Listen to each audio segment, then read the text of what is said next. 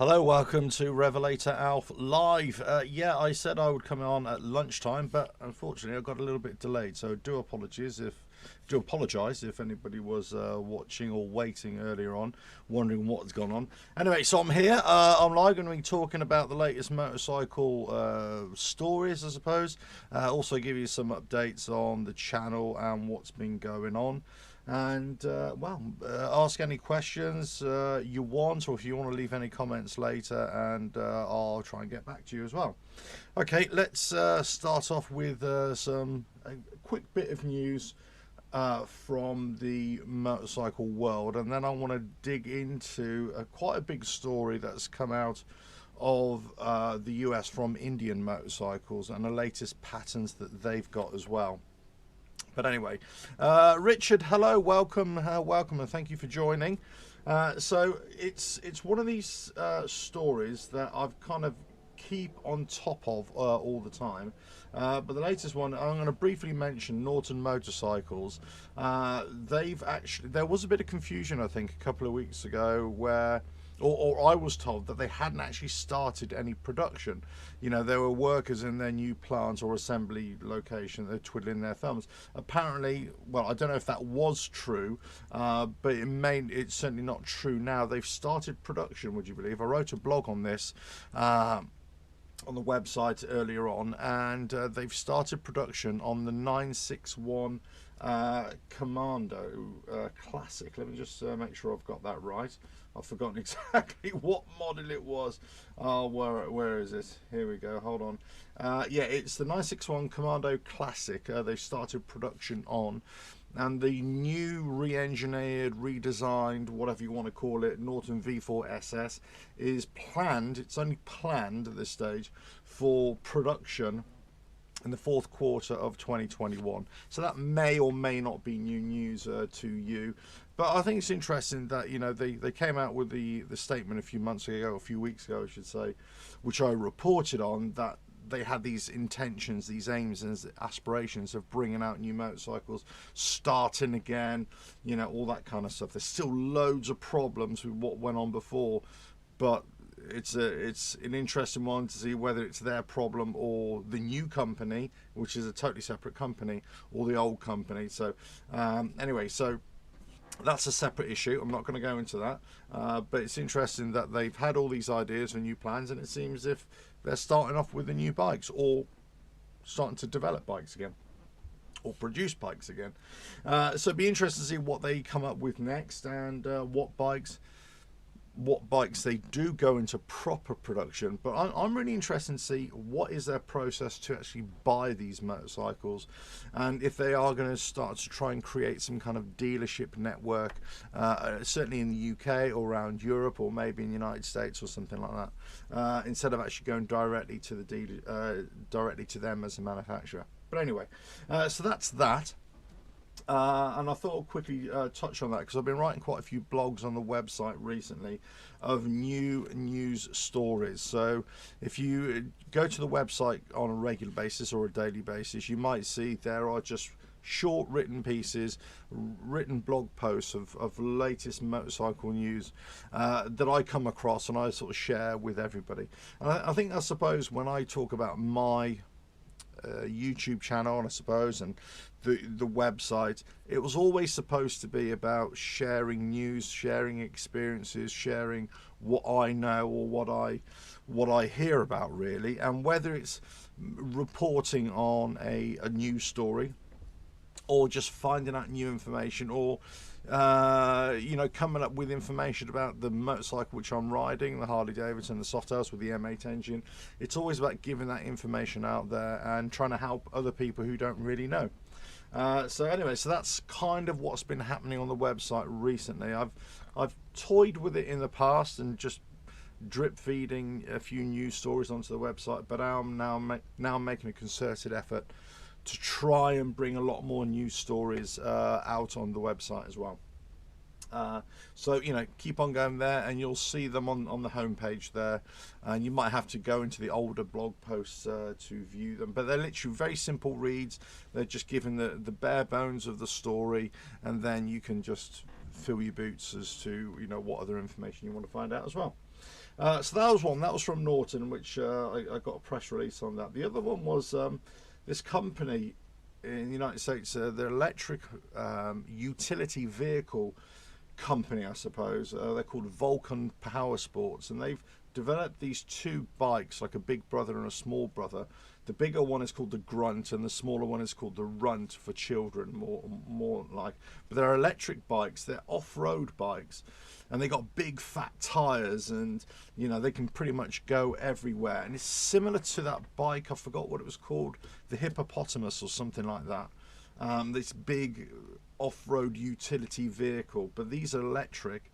The big one, the Grunt, has got a range of about 75 miles. The smaller one, I think, is about 35 miles. And you know, by looking at them, they look great. They look simple to ride, very stable. And I think if you're looking for some kind of fun, you know, this could be the way of the future. So these electric bikes that you will be able to go everywhere on them, pretty much. I'm not sure about the smaller version, but the bigger version, check this out. It's fully waterproofed, which is, I think the rating they gave it is the IP67 or 68, so I can't remember exactly what it says. But it would actually go underwater. Would you believe? This will actually ride underwater. Now that is, as a news story, you know, if any of you are like James Bond fans, where Roger Moore is, you know, driving his Elise or his Lotus underwater, whatever the model was, then, you know, this kind of reminds me of that. You know, I could just see, you know, somebody riding their bike, you know, on the riverbed and then coming back up again. I just find that, and whether it would actually be able to do that, I don't know. That's what they're claiming. Let's just see. But it's very interesting. So if you go check them out, Vulcan Power Sports, it'd be interesting to see the future here of electric bikes, but also electric off-road utility bikes, and what they will be capable of. If you can imagine, it kind of looks like if you've got like a quad bike, an off-road quad bike or farmer's quad bike, if you chopped that right down the center line, and so you've got two wheels either side, that's essentially what it looks like. It just looks like a quad bike that's been chopped in half. It's not. It looks like a proper bike, but if you know what I mean. Outback Outlaw. Hello, mate. How are you? I'm out bush. Electric would stay flat. See, okay. I'm so glad you brought this up, because in the blog piece I wrote about this particular bike, this Vulcan Power Sports, I would say, well, that's the question I would be asking. You're right in the middle of nowhere. The battery goes flat. What happens? Now, on these particular bikes, especially the bigger one, the Grunt, you can swap out the batteries. They're interchangeable batteries, and they got a charge cycle of about 2 hours as well. But I'd be interested to see how long would it take to charge these batteries, let's say with a solar panel. You know, then if you're right out in the middle of nowhere, you know, how long would they take to charge so you can, you know, carry on your journey? I think that would be interesting. But I think, yeah, I agree. You know, stuck out right in the middle of nowhere with only a 70-odd, 75-mile range, not so sure. I think these are more designed for, you've got them in the back of your truck or on a trailer or whatever. You drive out into the middle of nowhere, and then you set up base camp. That's your base camp, that you've got your truck and all your electrics and everything set up. Then you just unload these and go and have a bit of a burn out and about in the you know, in the rocks, the trails, the narrow trails, whatever, and then you come back and you've only really done about 20 or 30 miles, you know, serious off-road, as it were, and then you charge them back up, or you just go back home for the day, you know. So I think that's what they're intended for. The interesting one, the big one is about $6,000, I think, $5,995. The smaller one, the kids one, is about $3,000. So they're quite expensive. I think they're in line with other dirt bikes. But yeah, this has always been my concern about the electric bike market, or the electric vehicle market, is about getting power to these vehicles to recharge them up. We've got a big thing here in the UK, and it's probably the same all over the world, that there is a big green push, if you will. I hate doing that with my fingers, by the way, but you know, to push for electric bikes or electric vehicles. But the thing is, how are you going to charge them? How are you going to charge them at your home? So most, well, I wouldn't say most people, but a considerable amount of people don't live in houses with private drives on or private garages. You know, they live in terraced houses. They live in flats, apartments. They live, you know, in in houses that do not have street parking in front of them. So how are you going to get those people to buy into the concept of buying or switching over from petrol or diesel engine vehicles into electric vehicles? Well, there's no way of charging them up at home, because that's where you're supposed to be charging these up.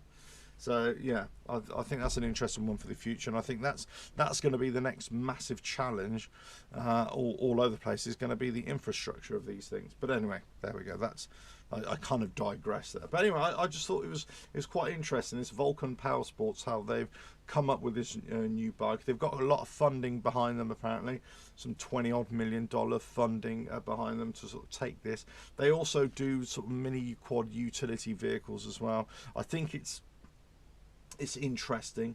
But F1 Himalayan, hello. I like this format. What, my format or the bike format? If it's me, great. If it's the bike, well, yeah, each to their own. But I think, do you know what it reminds me of, this bike? If you added a third wheel, it reminded me of those old Honda ATC three-wheeler death traps from years ago. If any of you ever remember those guys, I forgot what they were called. The ATC, I think it was a 50, there was a 90, there was a 125 as well. But there were three, you couldn't go around a corner on them because they were just awful. Anyway, so that's an interesting one from that one. That story came out of online, and there was another story as well. This is from Indian motorcycles, and this is going to be the biggest format of the show, I suppose.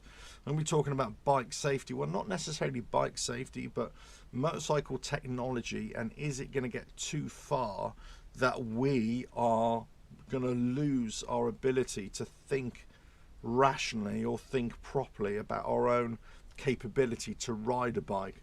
Because they've developed this, or patented this new radar system where it uses 3 bits of radar, 6 cameras, and what it will do, it will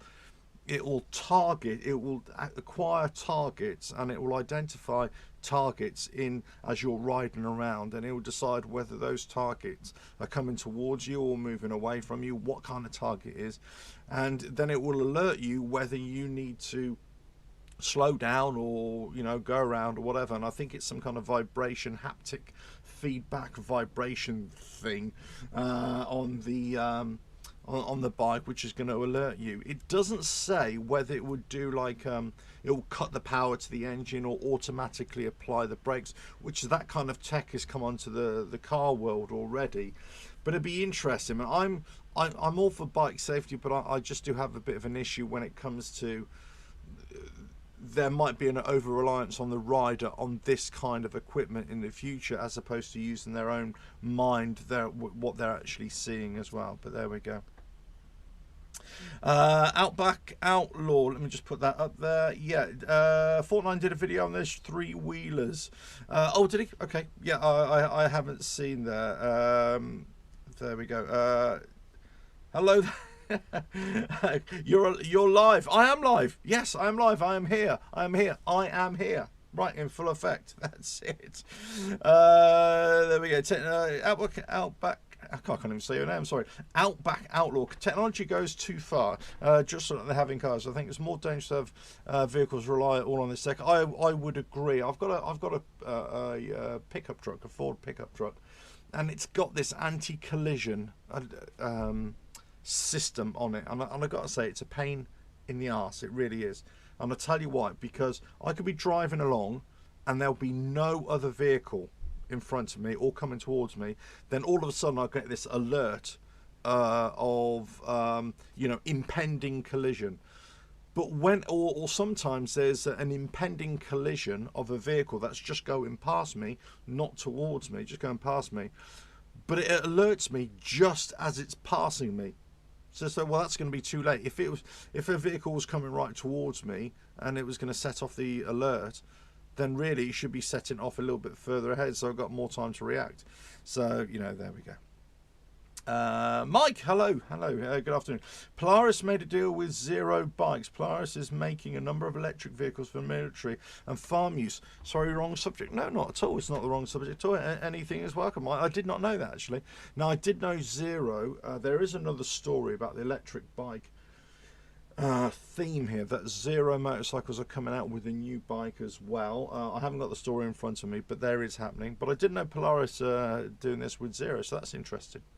That's interesting. So F1 Himalayan, ABS should be standard, everything else is an add-on. Well, it's interesting you say that, because here, everything in the UK, in Europe, ABS has to be on all vehicles. It has to be on. It's a mandatory requirement. I know in other parts of the world, I'm not sure for the United States that is a requirement, but here it has to be a requirement. So there we go. And I kind of agree. I think, you know, if you're going to have vehicles on the road, one of the things that you probably, you know, whether you can select the ABS on or turn it off, I would prefer that kind of system as opposed to always having it on. But I do think that that ABS is a good thing for most riders, I've got to say. But again, it's always how you ride. It's always getting that feedback from the road and making sure you're not reliant. But the good thing about ABS, to a certain degree, for most people in most situations, is that all of a sudden you get that sudden startled response thing, and you grab a load of brake, then you've got a good chance. You've got a chance of the ABS helping you not skid, let's put it that way. Mike, the commercial truck industry is working diligently on self-driving trucks and also cars, I believe, as well. Present trucks have anti-collision and lane centering. Yeah, I've got that on my pickup truck as well. Drivers hate them. I think it's a pain, because you're driving along, all of a sudden you got this shake, and it's, you know, it's almost like alerting you. They slam on the brakes for an overpass. Yeah, I think this is the problem. Is any kind of new technology that is incorporated into vehicles, whether it's motorcycles, whether it's cars, whether it's trucks, it's how we as individuals, as human beings, how we interact with these things. I had a conversation a few years ago about the merits of having flying cars for the future. So we've got vehicles, you know, just like in Back to the Future, you know, the DeLorean that picks up and flies along. And we kind of got into this drunken conversation about flying cars. And my point was this, that you can't have a flying car and it still be down to the person to be able to fly it, because there are too many variables and there are too many factors when you're dealing with a 4-axis movement of any kind of vehicle. And this is for the whole population, because you're only going to have certain amounts of people who are going to be able to do that in this world in terms of internal processing power. So most people aren't going to be able to fly flying cars, so you need to have a robust system, a computer system that can just do it all automatically. You just press a button and you say, I want to go to Tesco's or whatever, or I want to go to, you know, the ball game, you know, or to the football game or whatever, and it takes you there automatically. You can't do it yourself. And I think you either have a system where you are fully in control, or the technology complements you, and I think that's where we're working towards. It's complementing your control over the vehicle. If it gets to a point, as it is starting to, where the technology can overtake your input, that's where, you know, I think we have to be worried about that. And certainly, especially when it comes to motorcycle riding, because you need to have that full awareness of everything, I think. But there we go. But there we go. Right. Anyway, so that's. I'll come back to the comments in a minute, if I will. Right. So there's, anyway. By the way, if you want to ask any questions, by all means, ask any questions. I did, just for your information, I have added a few more videos to the members area, to the Rev 2000 members area, which are the motorcycle tech videos. So they're all there. I am planning to. I haven't quite worked it out yet, but I am planning on doing a kind of full series of motorcycle tech maintenance thing, but it will be centered on the Harley Davidson with the M8 engine, and it will be predominantly on Softails, of course, as well. So that I am planning on it, but I haven't just got around to doing that yet. But I am planning on doing something like that. But anyway, you know, if you're interested in those tech videos or early views of videos and supporting the channel and supporting the website, it's all in the members area there. And there are 3 different levels. As I say, you can do just the general support, the Rev 1000 level. You got the Rev 2000, which is the motorcycle tech videos, and the Rev 3000 gives you access to everything and also other information as well. But anyway, it's all on there. It's all on the website. For your information. Right, the other story, there was another story, I forgot what it was now. It was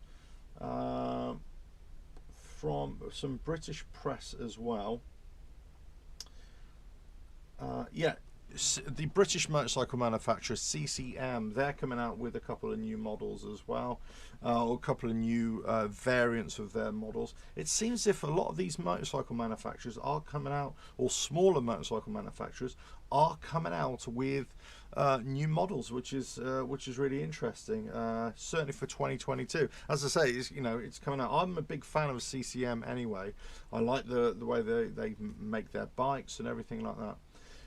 There was another story of another motorcycle manufacturer called Brixton. I don't know if you've ever heard of them. So they're one of these companies that they have their design, they have their headquarters, let's say in Europe, whichever. Now in this case, Brixton, you would think with a name like Brixton there'd be a British company, but and I initially thought they were a British company, but they're not. They're an Austrian company, and they design their bikes and they design their bikes and they have all their headquarters in Austria, but they have their bikes produced in China. So it's one of these companies that there's quite a few of these companies a little bit like that as well, that and I might go into another series of all these smaller companies, but you know, they're all Chinese bikes. They're all Chinese made, I should say, but they're made to a certain standard. And I kind of touched on this in a previous show as well. And you say, well, you know, what are Chinese bikes or Chinese manufacturing standards and all this kind of stuff. But I think if you set a standard, then they're going to manufacture to whatever that standard is. Anyway, so I think overall, they've got quite a good feedback. I don't think they're selling in the bulk load, these Brixtons, but interesting enough, there was a story that they kind of make mid-range, small cc to mid-range bikes, you know, 300-400 cc, something like that, 500 cc, but they're actually going to come and do a 1200 cc motorcycle as well, this Brixton. And I think their market, so that it was reported, I've lost the story now, but they were going to go after the Triumph Bonneville market as well. So that'd be interesting to see if they did something like that. But anyway, so that was that. So CCM coming out with new motorcycles.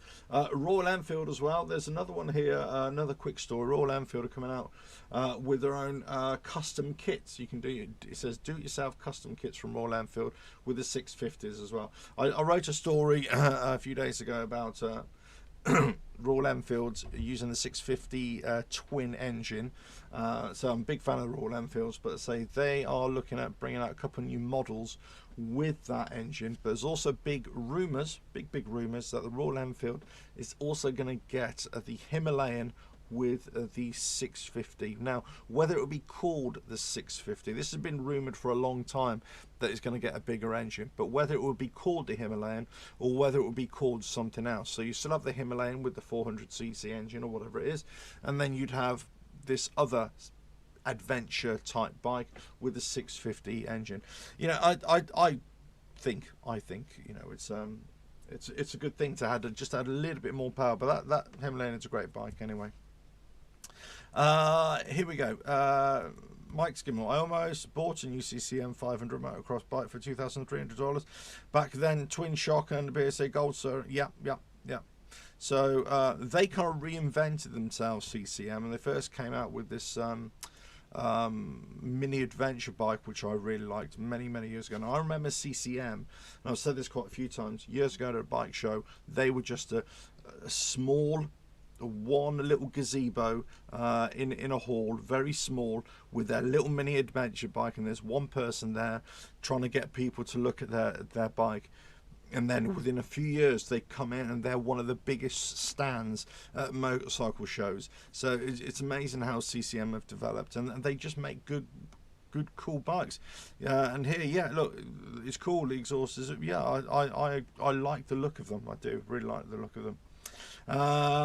Bridgestone in Japan made motorcycles. Honda also made a deal with Bridgestone. Tires at Bridgestone would stop manufacturing bikes. Okay. Right, I did not know that. Black Widow looks like Triumph Scrambler. Yeah.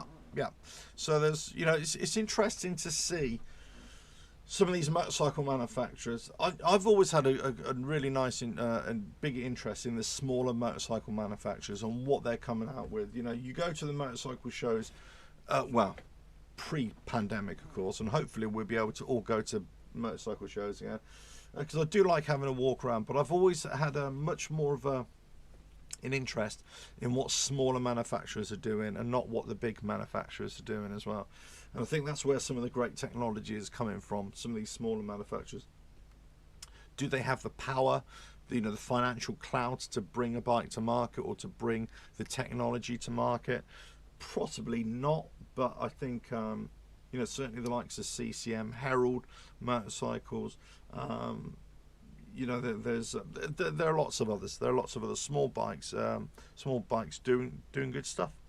I had a little chat with, not a chat, an email conversation the other day with Ariel Motorcycles, another revamped brand from the UK as well, and they, under the pandemic, I don't know if this is 100% true, I'll have to check on their website, but I believe for the pandemic they actually shut down their whole operation, but I'm not sure how long for. I know we had to shut down everything for about 2 or 3 week period, but whether they reopened soon afterwards then. But they make the Aerial Atom, and they make a couple of other sort of open cockpit vehicles, but they also made their new motorcycle as well, and that bike, I've seen it on the shows. It looks awesome, and it just you know, when you see a bike and you think, oh, I don't know how it rides, I don't know how it handles, I don't know how much power it produces and all that. You don't know any of that stuff, but you just look at it and you think, that is an engineering masterpiece. It is a marvel just to look at, and that's what I look at Aerial, things like that. So if you ever get a chance, go onto Aerial Motorcycles or Aerial Engineering or whatever it is, go check out their bikes and their vehicles as well. Everybody kind of knows Aerial for the Aerial Atom, but have a look at their bike. That's really good. Right, let's have a look here. What's this about? Right, Maxwell. Johnny Lewis actually just won the AMA Pro Production Twins Flat Track race 1 week ago. Normally the Royal Enfields does not have enough horsepower to be competitive. That's right, they certainly don't. Right now, maybe in the future. I'm not sure they ever will, to be honest with you, but I don't think they make those kinds of motorcycles. But, you know, it'd be interesting to see those 650s, you know, if they can be turned into some kind of competitive engine. I kind of doubt it. Let me go back into the comments here. Kevin Baxter knows all the upgrades for Harley M8. He has a shop in Georgia, USA, and a YouTube channel. Kevin Baxter. Yeah, I've heard about him. He does a lot of. It doesn't just do M8 stuff, though, does he? He does all sorts of engineering, twin cam type stuff as well. Yeah, I mean, look, there's some the proper engineers out there, proper mechanics, and there, you know, lots of people are getting onto this kind of YouTube thing as well, from a professional point of view, which is good because it only brings out better information as well. I saw the one where he got an engine that had it was metal shavings was still in the casings, and it wasn't that the engine had broken down post production or after been riding. This is actually, it'd been left in there during the manufacturing process, which I found really incredible as well.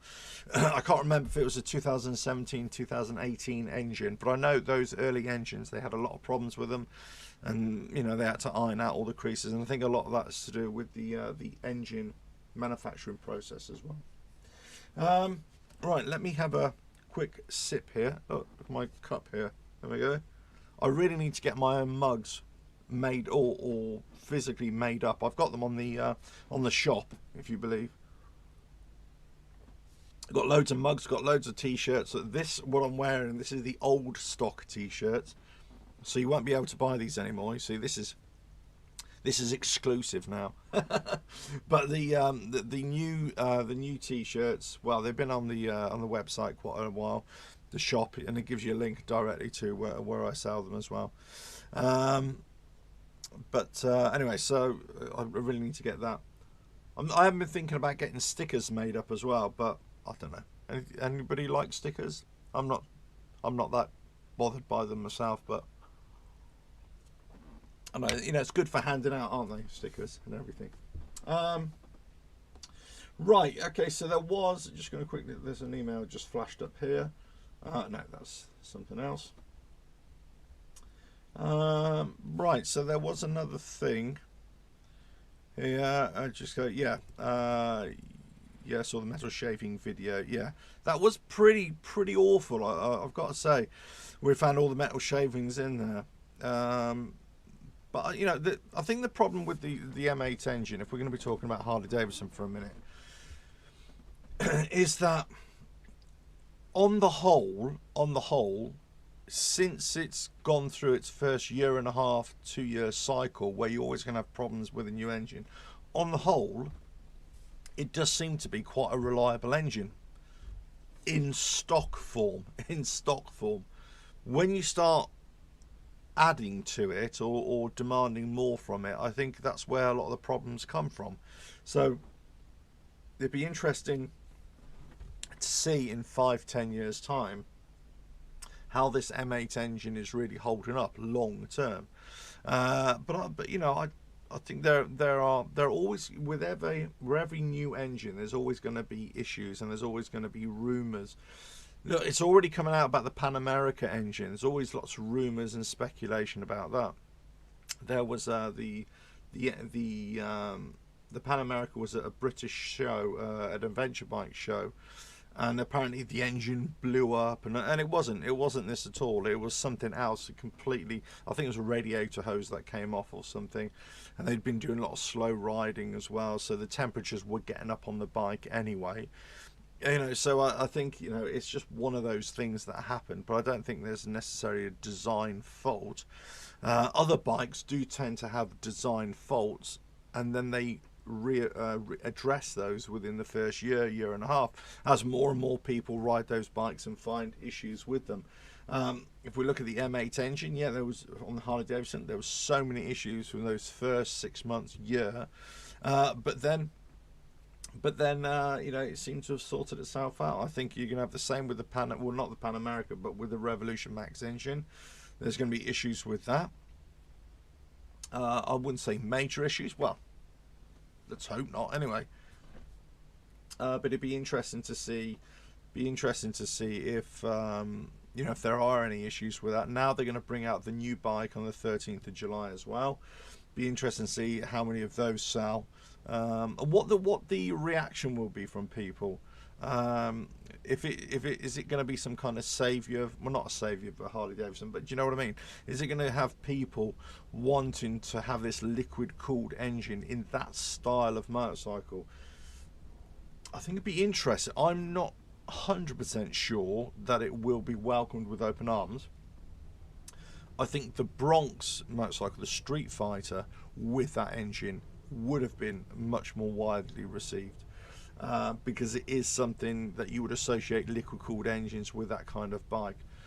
This kind of custom, low custom, whatever it is, sportier segment, not so sure.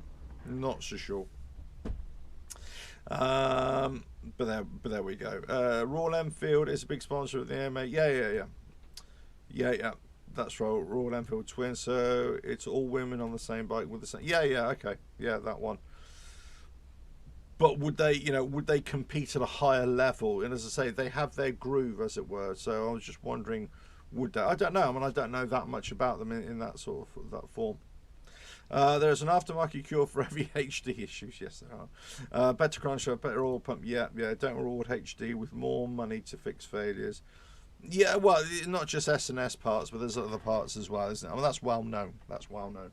There's aftermarket. But what I'm saying is that a lot of issues that come from Harley Davidson is that it kind of pushing the bike beyond what it's capable of with those stock parts.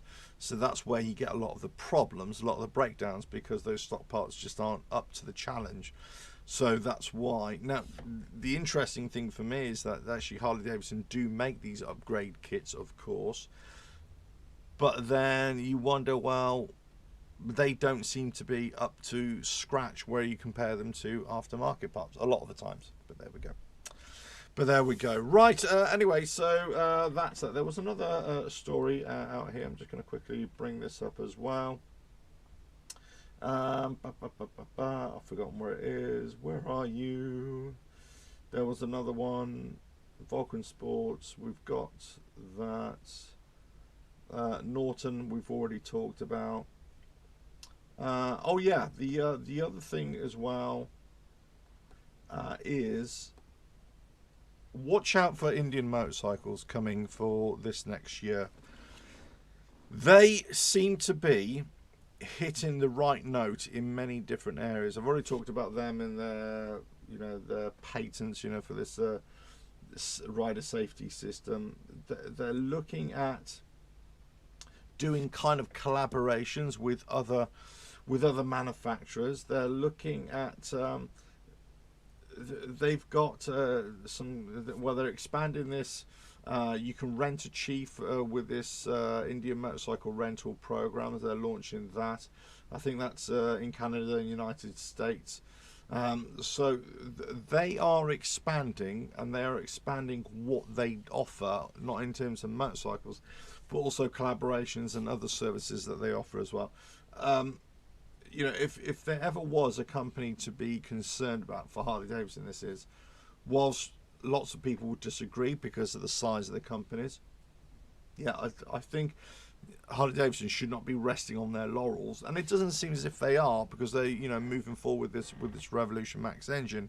Let's just see how big and brave they can be. That's why I think they're really going to have to bring out this sportier version, not this one on the 13th, but also this Bronx type Street Fighter. They need to bring that out, I think, to. And I always say this about Harley Davidson. They need to appeal to the younger crowd, or an older crowd and a younger crowd as well. And Indians seem to do that. They seem to appeal to an older crowd and a younger crowd as well.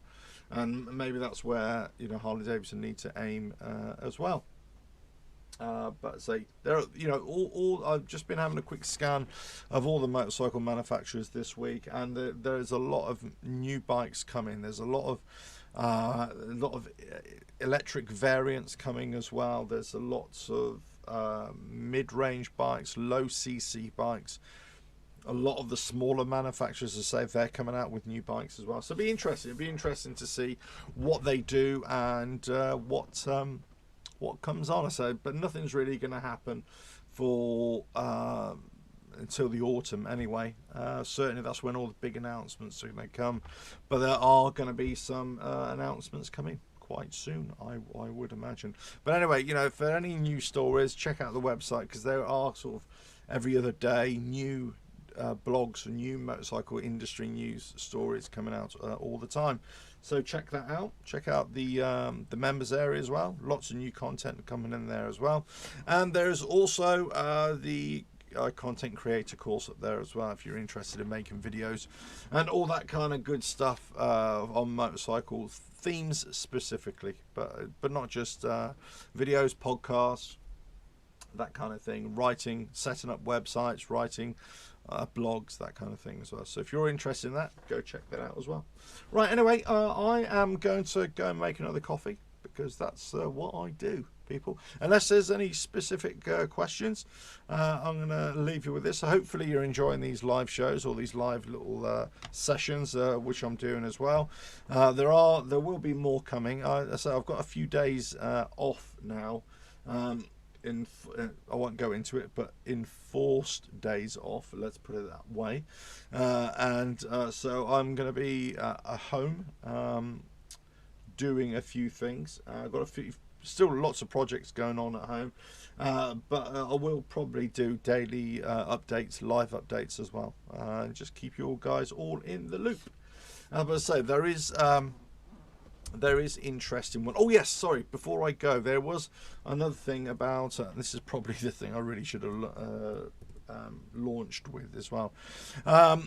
It is about the sending information or sending questions via the website about any technical problems that you've had with your motorcycle in general, or with the Harley Davidson with the M8 engine in particular, let's say, and what the problem is, what problems you've had in getting it resolved, and also if you have had it sorted out, if you have had it resolved, what was the issue.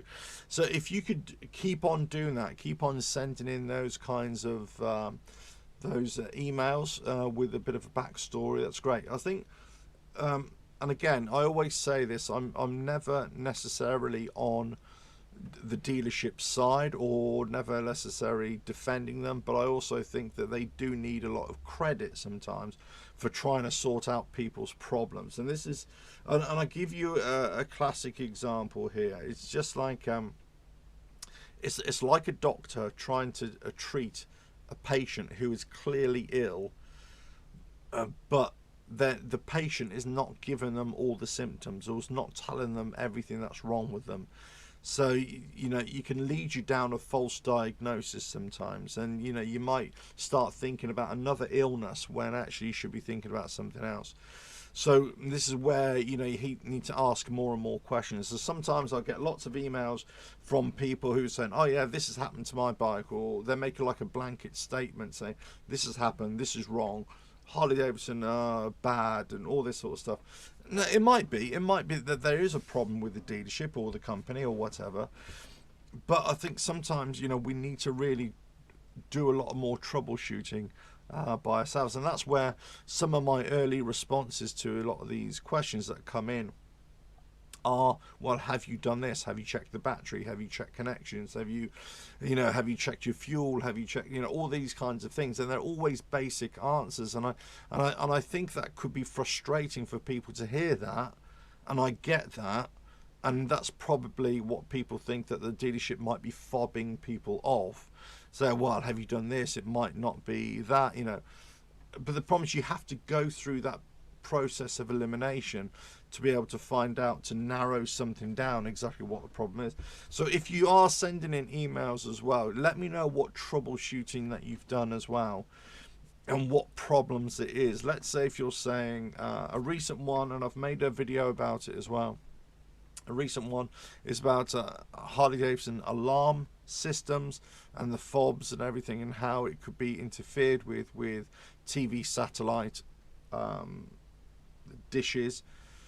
But the information I'm not getting exactly when it's happening, in what location, how many times has it happened, is it always happening, that kind of thing. So, you know, the more information that you could give about specifically when an issue is happening, if you've got an intermittent fault, that's going to be so much more helpful to not only somebody like me who's just going to try and help you, or because I'm going to be helping you based upon all the other information that's coming into the website, coming into me directly. Or if you're going to go to a dealership, they're going to be using all their technical knowledge to try and find out about it. Sometimes they'll say, no, we've never heard about this before, which I find incredibly frustrating when they are well-known problems.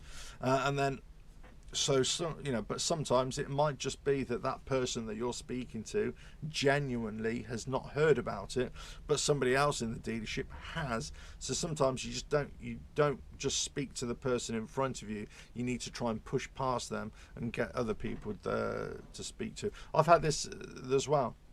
You go to the desk in the Harley Davidson dealership with a technical issue, they don't know. Oh, we've never heard about it. And then I say, well, I need to speak to a tech, and they're a bit reluctant to get a tech out, but the tech comes out and he says, oh yeah, we've heard about that, yeah, we've dealt with that before. So they know about it. It just might be the front desk don't know about it as well.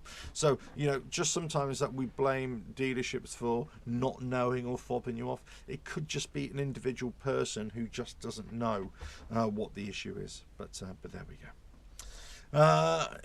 Here we go. Too bad there are so many greedy, unscrupulous Indian dealers who can only fix four-wheelers in the shop. I don't know. I've never doubt. Over here, an Indian dealership is different. You see, or the ones that I know of, and I don't know. There are some stories that come out of the ones from the United States, of course. And let's face it, they're not cheap bikes either. You know, they are expensive bikes, just like Harley Davidsons are. So, you know, I wouldn't say there's a vast difference between the two companies, but there might be. I don't know. So I don't have a lot of experience with the Indians, but so what I've seen, I've liked. I like the engines in particular.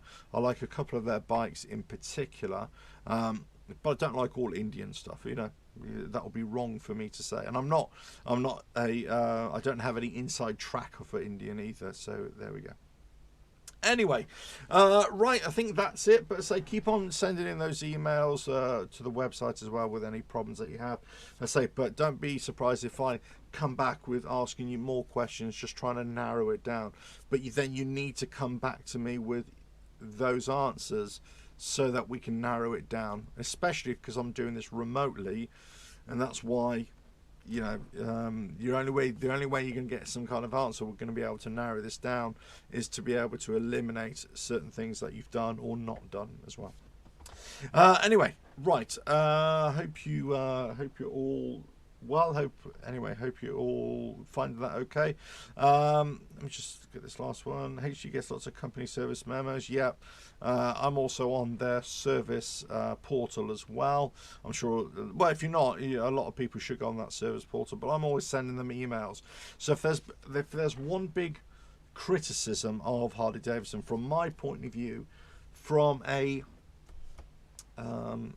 somebody who does a website, somebody who's an active interest in getting information and trying to fix problems, or not only trying to have a balanced view of this whole motorcycle world, and not only look at owners' experiences, but also kind of defend dealerships sometimes, or defend motorcycle companies sometimes in what they can do or what they can't do. So I like to stick to the middle ground and have a balanced approach. But one of the big frustrations for me, somebody who's in this kind of information dissemination, if you will, this information spreading, is that you contact them directly and say, look, this is who I am, I've got one of your bikes, I'm hearing lots of issues, people are asking me these questions, what is your experience of it? And you get nothing. You get nothing back. They don't even answer you back.